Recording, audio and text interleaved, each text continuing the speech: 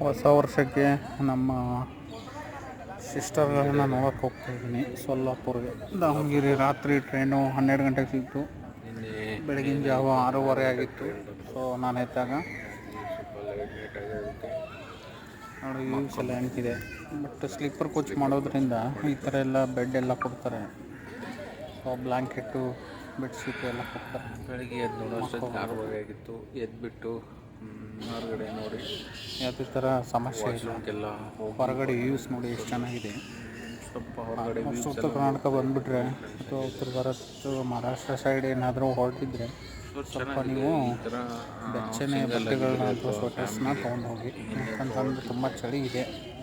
So ನಾನಂತೂ ಸ್ವಲ್ಪ sleeper coach A C coach ಮಾಡಿರೋದ್ರಿಂದ ಅಷ್ಟೊಂದು ಚಳಿ ನನಗೆ ಕಾಣಿಸ್ಲಿಲ್ಲ. ಬೆಡ್ಶೀಟ್ ಕೊಡ್ತಾರೆ. ಹೀಗಾಗಿ ಸ್ವಲ್ಪ ದೂರ ಪ್ರಯಾಣದಲ್ಲಿ ಸ್ಲೀಪರ್ ಕೋಚು ಅಥವಾ ಆರಾಮಾಗಿ ಈ ಥರ ಎ ಸಿ ಕೋಚ್ಗಳನ್ನು ಮಾಡ್ಕೊಂಡು ಹೋಗೋದ್ರಿಂದ ಯಾವ ಸ್ಟೇಷನ್ಗೆ ಹೋಗೋ ಪ್ರಯಾಣ ಮಾಡೋದ್ರಿಂದ ಒಂದು ಸ್ವಲ್ಪ ಆರಾಮಾಗಿ ಹೋಗ್ಬೋದು, ಪ್ರಯಾಣ ಮಾಡ್ಬೋದು. ಸೂಪರಾಗಿರುತ್ತೆ. ಪೇಷಂಟ್ಗಳಾಗಲಿ ವಯಸ್ಸಾದವರಾಗಲಿ ಇದಕ್ಕೊಂದು ಬೆಸ್ಟ್ ಅವಕಾಶ ಇರುತ್ತೆ.